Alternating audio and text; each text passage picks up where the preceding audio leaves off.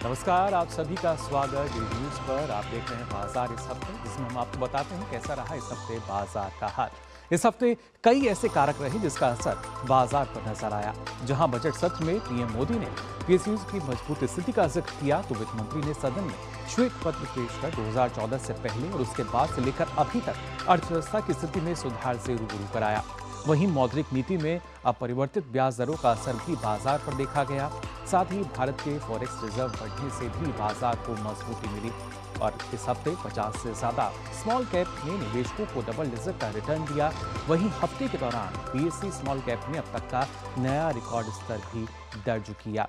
इन सब पर हम चर्चा करेंगे, लेकिन अगर आपके मन में भी कोई सवाल है, जानना चाहते हैं शेयर मार्केट का हाल, कैसी रहेगी स्टॉक की चाल, कहाँ निवेश करना होगा आपके लिए मुनाफे का सौदा और कौन सा सेक्टर देगा आपको बेहतर रिटर्न, इन तमाम सवालों के जवाब देंगे हमारे साथ जुड़े मार्केट विशेषज्ञ भी। अपना सवाल पूछने के लिए आपको बता दें, आप जो नंबर है इन पर कॉल कर सकते हैं। हमारे जो खास मेहमान है उनका परिचय आपसे हम करा दें। हमारे साथ नितिन मुरादका जी और गौरांग शाह जुड़े हैं। आप दोनों का बहुत बहुत स्वागत बाजार इस हफ्ते में। और हमारी जो, जैसा हमने आपको बताया, जो विशेषज्ञ जुड़ चुके हैं और हमारे जो टोल फ्री नंबर है, जो नंबर्स हैं वो लगातार टीवी स्क्रीन पर फ्लैश किए जा रहे हैं। इन पर आप कॉल कर सकते हैं, अपने जो सवाल हैं वो पूछ सकते हैं। सबसे पहले यहाँ पे गौरांग जी आपके पास मैं आना चाहूँगा। इस हफ्ते की अगर बात की जाए, अंतरिम बजट के बाद का जो ये सप्ताह आया, हमने देखा किस तरीके से जो गिरावट है वो भी हमने बाजार में देखी। हालांकि आखिरी कारोबारी दिन हरे निशान के साथ जो बाजार है वो बंद होता नजर आया, लेकिन बीच में कई ऐसे कारक रहे, फिर चाहे बजट सत्र की हम बात करें, मौद्रिक नीति की बात की जाए, जिसका असर सीधे तौर पर देखा गया। आप किस तरीके से देखते हैं इस हफ्ते? बहुत बहुत धन्यवाद इस मंच पर आमंत्रित करने के लिए और आप सभी को शुभ प्रभात हमारी तरफ से। तो एक दायरेबंद कारोबार बाजार में पूरे हफ्ते हमने देखा, सोमवार से लेकर के शुक्रवार तक, और हमारा अनुमान यही कहता है कि आने वाला हफ्ता भी जो है वो दायरे में रहेगा। और दायरा अगर आप आंकड़ों की बात करें या स्तर की बात करें तो 21,600 21,700 निफ्टी पर नीचे की तरफ, और ऊपर की तरफ जहां एक सर्वोच्च स्तर बना था 22,000 के पास, वो है 22,126 का। जी। तो 22,000 22,100 के आसपास थोड़ा बहुत भारीपन महसूस लगता है। हम्म। तीसरी तिमाही के नतीजे हम देख रहे हैं, शायद थोड़ा बहुत आकलन उससे भी मिल नहीं पाएगा, और ये आने वाला जो हफ्ता है वो मेरे ख्याल से निर्णायक तरीके से एक आखिरी हफ्ता होगा तीसरी तिमाही के नतीजों का आंकड़ों के संबंध में। तो और अब हमने पिछले हफ्ते ये भी देखा, अमेरिका में यूएस फेड की तरफ से जो टिप्पणियां आई उस पर भी बाजार ने थोड़ा प्रतिक्रिया दी है। जी। तो एक दायरेबंद कारोबार होने की उम्मीद है, हम्म। लेकिन कंपनी के आधार पर, खबरों के आधार पर शायद थोड़ी बहुत हरकत होती हुई नजर आएगी। जी बिल्कुल। नितिन जी आपके पास भी आना चाहूँगा। सबसे पहले अगर हम पीएसयूज़ की अगर बात की जाए, तो वो किस तरीके से आप देखते हैं, क्योंकि प्रधानमंत्री मोदी ने बजट सत्र में इस बात का भी जिक्र किया कि कैसे एक मजबूत स्थिति जो है वो अब पीएसयूज़ की नज़र आती है, कैसे उनकी जो संख्या है उसमें इजाफा हुआ है, कैसे जो उनकी नेटवर्थ है उसमें इजाफा हम देख पा रहे हैं, प्रॉफिट कैसे बढ़ रहा है, किस तरह का असर इसका हमने देखा बाजार पर? ओवरऑल एक तो सबसे पहले बाजार का मैं आउटलुक ले लूं। जी। नेक्स्ट वीक मुझे ऐसा लग रहा है कि बाजार में एक तेजी आनी चाहिए, और उसके पीछे तीन चार बड़े इंपॉर्टेंट रीजन है। एक तो इन्फ्लेशन का डेटा आने वाला है, और जी। इन्फ्लेशन मुझे लग रहा है कि थोड़ा पॉजिटिव साइड में रहेगा, और रोल ओवर्स भी पॉजिटिव हैं, हम्म। और एक्सपायरी भी है। तो कुल मिला के 22,000 की तरफ निफ्टी जानी चाहिए, यानी अभी 22,750 के आसपास है, तो यहाँ से तेजी बननी चाहिए। तो यहाँ पे बाय करके चलना चाहिए। और ओवरऑल जो डेटा फॉर्मेशन है, जैसे मैं डेरिवेटिव डेटा देखता हूँ तो उसमें हर तरीके से बाइंग के सिग्नल्स दिख रहे हैं। जी। बैंक निफ्टी, जैसे आरबीआई की पॉलिसी आने के बाद बैंकिंग में थोड़ी प्रॉफिट बुकिंग देखी थी, बट वापस से फ्राइडे को बैंक निफ्टी में तेजी आई है, और बैंकिंग के जो स्टॉक्स है उसमें बाइंग दिख रही है। तो बैंकिंग लीड कर सकता है। तो ओवरऑल ऐसा लग रहा है कि मार्केट में तेजी का ही मोमेंटम बना रहना चाहिए, और आने वाले जैसे इलेक्शंस भी फैक्टर्स बनेंगे तो वहां से भी तेजी बनी रहेगी, और उसके बाद फिर एनुअल बजट भी आएगा। तो कुल मिला जी। के बाजार में तेजी का रुख रहेगा, और बाजार 22,200 300 की तरफ ही मूव करेगी। जी बिल्कुल, जो तेज़ी है उसकी उम्मीद हम यहाँ कर रहे हैं, जैसा हम कहा नितिन जी ने। लेकिन गौरांग जी, अगर ख़ासतौर से अगर देखा जाए, किस तरीके से आप देख पा रहे हैं बाज़ार, क्योंकि अलग अलग सेक्टर्स की जब हम बात करते हैं, फार्मास्यूटिकल की अगर बात की जाए, तो किस तरह की जो कारोबार है वो इसमें नज़र आया? तो क्षेत्र के आधार पर, और जैसे हमने बताया कि अब आने वाला जो हफ्ता है, यानी कि कल से जो सोमवार से शुरुआत होगा और शुक्रवार तक का निर्णायक तरीके से हम जो तीसरी तिमाही के नतीजों का एक सिलसिला चल रहा था वो खत्म हो जाएगा। जी। तो हमें लग रहा है कि खबरों के आधार पर, क्षेत्र के आधार पर ज्यादा कामकाज होगा। वित्तीय क्षेत्र में हमें लग रहा है कि थोड़ी बहुत कमजोरी हमें देखने मिली है आंकड़ों के स्तर पर, अगर निजी क्षेत्र की बैंकों की बात करें। गौरांग जी, एक दर्शक हमारे साथ जुड़े हैं, उनका सवाल हम ले लेते हैं। सुनील कुमार जी हमारे साथ जुड़े हैं मध्य प्रदेश से। बहुत बहुत स्वागत आपका। क्या जानकारी लेना चाह रहे हैं सुनील जी? हेलो सुनील जी, आवाज मिल पा रही है आपको? चलिए कोशिश करेंगे दोबारा इनके साथ हम जुड़ सके। फिलहाल जो दर्शक है वो हमारे साथ, उनके जुड़ने का सिलसिला यहाँ जारी है। गौरांग जी, आप बता रहे थे कि किस तरीके का जो असर है वो हम देख पा रहे हैं। बताएं। तो सरकारी क्षेत्र की बैंकों जो है वहां पर रुझान बेहतर देखने मिल रहा था, सरकारी कंपनियों में रुझान बेहतर देखने मिल रहा था, और उसके बाद थोड़ी बहुत मुनाफा वसूली आई है। लेकिन अगर छोटी मध्यम अवधि की आपको ज्यादा चिंता नहीं है और अगर आपके पास लंबी अवधि की समय सीमा है, जी, तो मेरे ख्याल से बाजार में बहुत सारे मौके हैं निवेश करने के लिए। ऑटो क्षेत्र हुआ, वित्तीय क्षेत्र हुआ, आईटी क्षेत्र हुआ, या फिर सीमेंट क्षेत्र हुआ, एफएमसीजी क्षेत्र में हमने आंकड़ों को लेकर के थोड़ी बहुत कमजोरी देखी है, वहां पर भी एक निवेश के लिए बहुत बड़ा मौका है। जी बिल्कुल। तो देखिए किस तरीके से जो अलग अलग क्षेत्र हैं उनमें फिलहाल स्थिति हम देख पा रहे हैं, और आगे भी आपसे हम जानेंगे क्या स्थिति जो बाजार की है वो हमें नजर आ सकती है। फिलहाल हम यहाँ रुक रहे हैं, एक छोटे से ब्रेक के लिए, जल्द हाजिर होते हैं। मैंने अपना एनपीएस अकाउंट ऑनलाइन ओपन कर दिया था। सीरियस सेविंग स्टार्ट की after I landed my first job eight 23। अपने कॉर्पोरेट में बस अपना एनपीएस नंबर दिया एंड इन्वेस्टिंग चालू। थोड़े ही दिन पहले मेरा जॉब बदल गया, मैं मुंबई से राजकोट आ गई, लेकिन मेरा NPS account same. I just transferred the same account to my new company. NPS किसी भी जगह से ऑपरेट हो सकता है, जहां मैं वहां मेरा एनपीएस अकाउंट। अपने बेहतर कल को सुनिश्चित करने के लिए एनपीएस जरूरी है। मुथूट फाइनेंस, भारत का नंबर 1 सबसे भरोसेमंद financial services brand. Gold loan के लिए अभी कॉल करें 1-800-313-1212। साल, बरस और सदी नहीं, एक युग गुजर जाएगा, उम्र न पूछो वंडर की, जब फर्क नजर आएगा। वंडर सीमेंट, फर्क नजर आएगा। टेक स्टार्टअप सॉलिड था, प्लान था कड़क, करना था समथिंग ग्रेट, पर शुरू से प्रॉब्लम्स में घेरा यूं कि बिजनेस हुआ अपना लम्बेट। बिजनेस गुरु की जरूरत थी खास, सीधे गए एसबीआई स्टार्टअप ब्रांच पे तो खुल गया सक्सेस।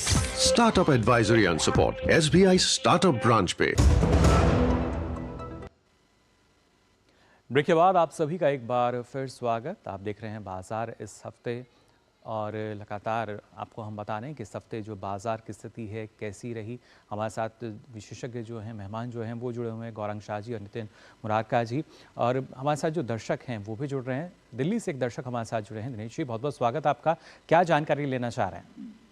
सर, मैं ये जानना चाहता हूँ कि एचडीएफसी बैंक जो है अभी 1400 पे चल रहा है, और ये पिछले जनवरी में ये था 1700 के आसपास था। कब तक वो अचीव करेगा वो टारगेट वो अपना? चलिए बिल्कुल। गौरांग जी, क्या जानकारी देना चाहेंगे?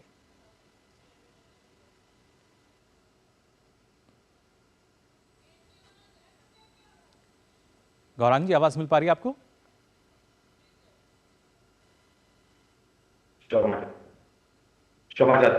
एचडीएफसी बैंक पे लेटर ने देखा, एचडीएफसी लिमिटेड और एचडीएफसी बैंक का विलय हुआ, और उसके पश्चात एक बहुत ही सक्षम और बड़ी बैंक खड़ी होगी।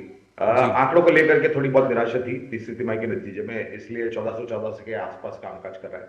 बुनियादी तर्क के आधार पर हमारी तरफ से खरीदारी की राय है लंबी अवधि के लिए, और लक्ष्य अगर आप पूछते तो लक्ष्यांक के रूप में करीबन 2000 तक के लक्ष्य यहाँ पर हमने निर्धारित किया, और मैं ये मानता हूँ और अनुमान है हमारा कि चौथी तिमाही के बाद बहुत अच्छी तरीके से आपको सुधार होते हुए नजर आएगा, जिस भी पहलुओं पर आंकड़ों ने निराश किया है। जी बिल्कुल। नितिन जी, आप क्या कहना चाहेंगे इस बारे में? देखिए, एचडीएफसी बैंक अभी 1400 के आसपास है, और क्वार्टरली रिजल्ट्स आने के बाद थोड़ी इसमें सेलिंग दिखी है, बट ये लेवल मुझे ऐसा लगता है कि बाइंग का लेवल है, अभी 1400 के आसपास है। इसमें मैक्सिमम डाउनसाइड जो दिख रही है वो 1300 1350 के नीचे नहीं जाना चाहिए, यानी डाउनसाइड लिमिटेड है और अपसाइड इसमें अच्छी बन सकती है। तो जैसे अगर आपने ऊपर के रेट पे लिया हुआ है, आपको लॉस हो रहा है, तो इस रेट पे आप एवरेज आउट कर सकते हैं। एचडीएफसी बैंक अच्छे क्वालिटी का स्टॉक है और मुझे ऐसा लगता है कि नेक्स्ट क्वार्टर के रिजल्ट्स आने के बाद इसमें इंप्रूवमेंट दिखनी चाहिए।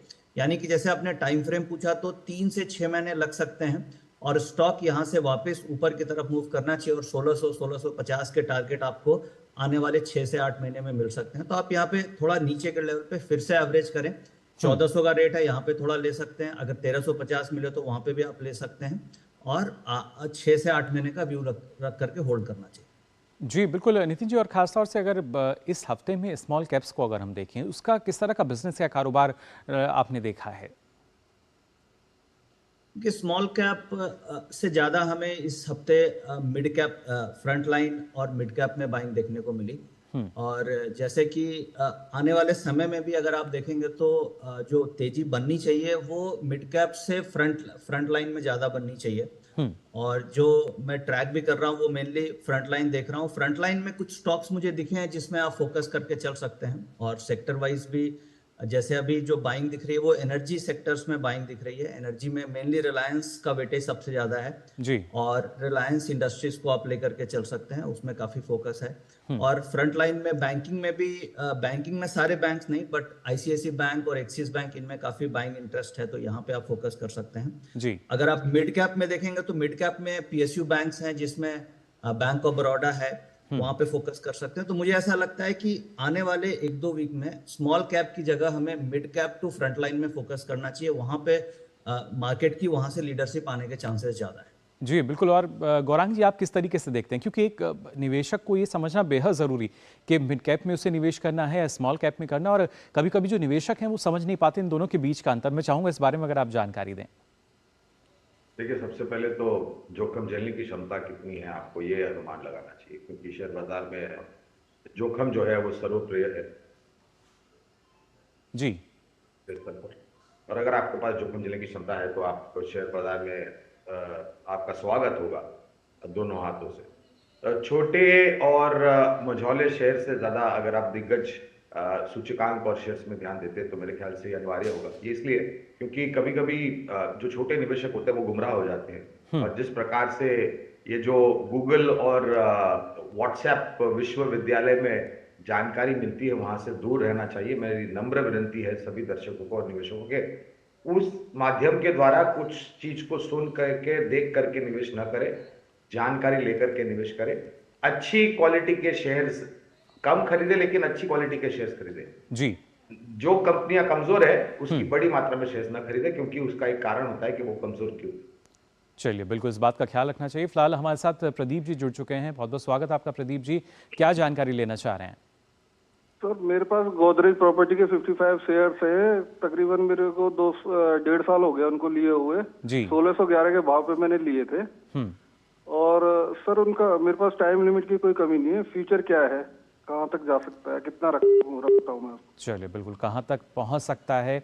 नितिन जी, क्या सलाह देना चाहेंगे ऐसे में आप? देखिए, गोदरेज प्रॉपर्टी इन्होंने 1611 पे लिया था, अभी 2250-55 का रेट है, तो काफी स्ट्रॉन्ग ट्रेंड में स्टॉक है और इंफ्रा में हम देख रहे हैं कि रेगुलर बाइंग आ रही है, तो इन्हें अभी होल्ड करना चाहिए। और इनके जो टारगेट्स हैं वो करीब शॉर्ट टर्म में, यानी कि मैं 3-1 महीने का व्यू लेकर के चल रहा हूँ, वहां पे 2600 से 2700 तक का टारगेट आना चाहिए। तो स्टॉक में जो ट्रेंड है वो अभी भी पॉजिटिव है और इसमें जैसे डेटा वाइज देखेंगे तो डिलीवरीज भी काफी, डिलीवरी में बाइंग भी देखी गई है और वो बाइंग का जो लेवल है वो 2200 के आसपास, 2200 और 2150 की रेंज में रिसेंट में बाइंग हुई है। तो आप इसे होल्ड कर सकते हैं और आपका टारगेट 2600 से 2700 के बीच में रहना चाहिए और टाइम फ्रेम आप करीब पूरी 6 महीने तक आपकी होल्डिंग पीरियड यहाँ से होनी चाहिए।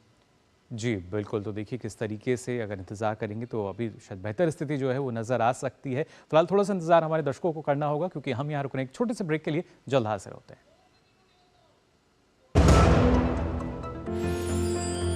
साल, बरस और सदी नहीं, एक युग गुजर जाएगा। उम्र न पूछो वंडर की, जब फर्क नजर आएगा। वंडर सीमेंट, फर्क नजर आएगा। टेक स्टार्टअप सॉलिड था, प्लान था कड़क, करना था समथिंग ग्रेट। पर शुरू से प्रॉब्लम्स ने घेरा यूं कि बिजनेस हुआ अपना लम्बेट। बिजनेस गुरु की जरूरत थी खास, सीधे गए SBI स्टार्टअप ब्रांच पे तो खुल गया success. Startup advisory and support SBI startup branch पे। मोदी सरकार की गारंटी, हर घर पहुंचेगा नल से जल। अब तक 13.5 करोड़ से अधिक नल कनेक्शन। हमारा संकल्प विकसित भारत। मार्केट पे तो बहुत सारे टैक्स सेविंग इन्वेस्टमेंट्स हैं, लेकिन मेरी नजर में एनपीएस से बढ़िया और कुछ नहीं। प्रेजेंटली जो मेरा बैंक अकाउंट है उसी की नेट बैंकिंग ऐप के थ्रू मैंने अपना एनपीएस ओपन किया। अब एनपीएस के ऐप के थ्रू मेरी इन्वेस्टमेंट कितनी है, कितने रिटर्न्स मिल रहे हैं, बहुत इजीली ट्रैक हो जाता है। अब तो इसमें सिस्टमैटिक लमसम विड्रॉल का ऑप्शन भी आ गया है, व्हिच इज ग्रेट। अपने बेहतर कल को सुनिश्चित करने के लिए एनपीएस जरूरी है। साल बरस और सदी नहीं, एक युग गुजर जाएगा। उम्र न पूछो वंडर की, जब फर्क नजर आएगा। वंडर सीमेंट, फर्क नजर आएगा। ब्रेक के बाद आप सभी का एक बार फिर स्वागत। आप देख रहे हैं बाजार इस हफ्ते, और अभी तक बाजार में किस तरीके से कारोबार हुआ है इसकी जानकारी लगातार आपको हम दे रहे हैं। अगर आप भी जानना चाहते हैं स्टॉक्स जो हैं, शेयर बाजार की हाल की बात की जाए, क्या स्थिति रहेगी, तो खास मेहमान हमारे साथ जुड़े हुए हैं नितिन बुराड़कर जी और साथ ही गौरांग शाह जी हमारे साथ जुड़े हुए हैं। गौरांग जी, यहाँ और जानकारी आपसे हम लेना चाहेंगे जिस तरीके से, क्योंकि इस बार हमने जो निवेश की जब बात की जाती है, खासतौर से जो रक्षा क्षेत्र की हम बात करें, डिफेंस सेक्टर की तरफ बात की जाए, वहाँ किस तरह की जो उम्मीद एक निवेशक हैं वो इस बार लगा सकते हैं? तो रक्षा क्षेत्र यानी कि डिफेंस सेक्टर मेरे ख्याल से आने वाले कई सालों तक लोगों के ध्यान में रहेगा, और निवेश के मेरे ख्याल से मौके जो है वो काफी आएंगे बाजार। और मात्र से देवभूमि भारत में जो रक्षा को लेकर के जरूरत है और जो सरकार ने नीतियों में परिवर्तन किया है, उसके आधार पर तो रुझान बेहतर रखता ही है। लेकिन जो विदेशों में मौके मिलेंगे, खास करके जो कंपनियां डिफेंस क्षेत्र से, सरकारी कंपनियां की अगर मैं बात करूं तो Hindustan aeronautics, Bharat dynamics, Mazagon docks, Cochin shipyard जैसी जो कंपनियां हैं जी, BHEL, BEML जैसी जो कंपनियां हैं, मेरे ख्याल से बहुत बड़े मौके होंगे। और ऑर्डर बुक बहुत सक्षम रूप से मजबूत हो रही है, और ऑर्डर बुक के ऊपर काम करते हुए जो नतीजे है वहां पर बेहतर रुझान आ रहा है। तो मेरे ख्याल से आप निर्णायक तरीके से अगर किसी को इधर उधर नहीं देखना है तो एक रक्षा यानी कि डिफेंस सेक्टर है जहां पर आप निश्चिंत होकर के निवेश कर सकते हैं। जी बिल्कुल। और नितिन जी, आप भी इस बात से सहमत होंगे कि जो डिफेंस सेक्टर है वो कहीं ना कहीं और ज़्यादा सिक्योरिटी जो है निवेशक को दे सकता है? इस बारे में आपसे जानकारी लेना चाहूँगा, लेकिन फिलहाल एक दर्शक हमारे साथ जुड़े हैं मध्य प्रदेश के ग्वालियर से। बहुत बहुत स्वागत आपका। क्या जानना चाह रहे हैं? मैं सर जानना चाह रहा हूँ कि हमें जैसे स्टॉक को देखना चाहिए तो उसका फंडामेंटल हमें विशेष तौर से क्या क्या चीज़ें देखनी चाहिए? जी, आप जानना चाह रहे हैं कि क्या उसका फंडामेंटल होना चाहिए? फंडामेंटल में हमें क्या देखना चाहिए, मतलब कंपनी का, स्टॉक का? जी चलिए नितिन जी, क्या सलाह देना चाहेंगे आपको, क्या देखा जाए सबसे पहले? फंडामेंटल में देखने के लिए आपको बहुत सारे पैरामीटर्स हो सकते हैं, और उसके लिए बैलेंस शीट स्टडी करनी होती है, कई रेशियोज देखने होते हैं, और वो एक कॉम्प्लेक्स प्रोसेस है। बट उसे सिंपल बनाने का मैं एक आपको मेथड देता हूँ।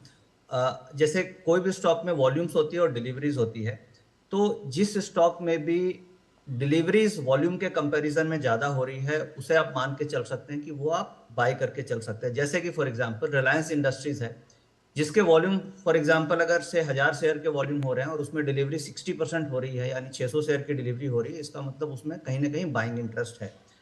और अगर सपोज कीजिए कोई ऐसा स्टॉक है जिसमें ट्रेडिंग 1000 शेयर की हो रही है और उसमें डिलीवरी 200 शेयर की हो रही है, तो वो ट्रेडिंग इंटरेस्ट है जी। तो from a investment point of view और आपके मेथड को सिंपल बनाने के लिए एनएससी की वेबसाइट में डिलीवरी का डेटा मिलता है। आप वॉल्यूम से डिलीवरी को कंपेयर करके उस स्टॉक को ये जज कर सकते हैं कि वो इन्वेस्टमेंट ग्रेड स्टॉक है या ट्रेडिंग ग्रेड स्टॉक है जी। अब जैसे आपने पूछा कि फंडामेंटल में आप क्या क्या देख सकते हैं, तो उसके लिए आपको कंपनी की अर्निंग्स देखनी होगी, कंपनी के मैनेजमेंट को देखनी होगी, कंपनी के प्रॉफिटेबल रेशियोज को देखना होगा, कंपनी का जो ईपीएस है वो देखना होगा, कंपनी ओवर वैल्यूड है, अंडर वैल्यूड है, उसके लिए पूरे के पूरे पैरामीटर्स आपको स्टडी करने होंगे। बट बड़ा अगर सिंपल देखना है तो आप ये देख सकते हैं कि डिलीवरी को देखते हुए आप ये फाइंड आउट कर सकते हैं कि वो ट्रेडिंग ग्रेड स्टॉक है या इन्वेस्टमेंट ग्रेड स्टॉक है। और आप अगर इन्वेस्टमेंट करना चाह रहे हैं तो आपको उसी स्टॉक्स में इन्वेस्टमेंट करनी चाहिए जिसकी डिलीवरी वॉल्यूम कम से कम 50% से ऊपर है। यानी जानकारी जो है देखिए वो ज़रूरी हो जाती है और वही जानकारी लगातार बाजार इस हफ्ते के भी जरिए हम दर्शकों तक पहुंचा रहे हैं। फिलहाल